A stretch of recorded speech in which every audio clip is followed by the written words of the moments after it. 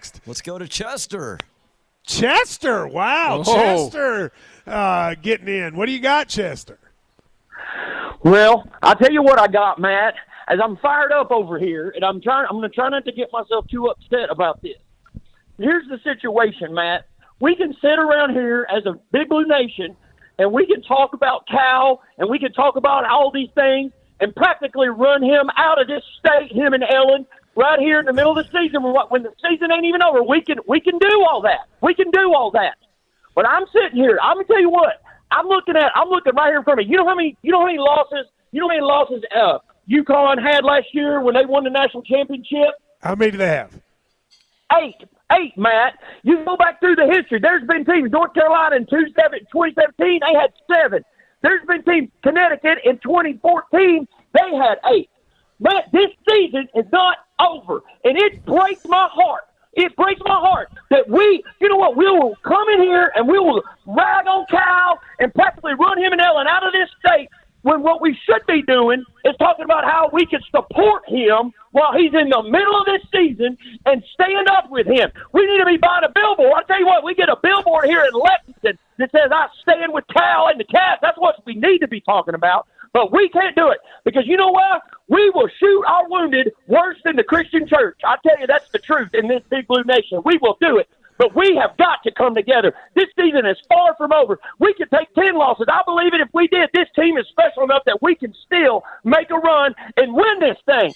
But all we want to do is complain and talk about all of his faults. He's got them. And you know what? We can talk about that when the season's over if we want to, if we need to make a change. It reminds me of when Joker was here. We didn't give him a benefit of the doubt to finish the season. We wanted to run him out of the state right in the middle of the season when we had plenty to play for. And it just breaks my heart. We have got a special team out there, Matt.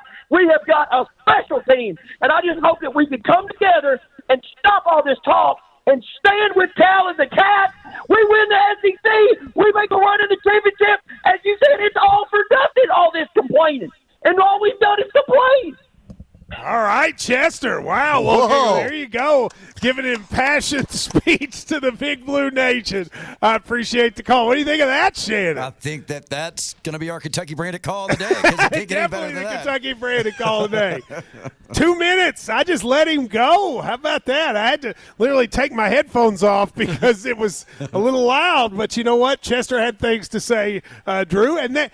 One thing he's right on, nothing's going to happen until the year's over, so we should, and I do believe, continue to cheer the team on. They do have the talent, I think, to make a run, even if it is frustrating right now. I agree. It's nice hearing him. We usually get that from him on the football side, but he's stepping up and doing it for basketball too. I agree with the message. I know we complain when things just happen and you've lost 3 games at Rupp, but I think everyone in the fan base is in agreement.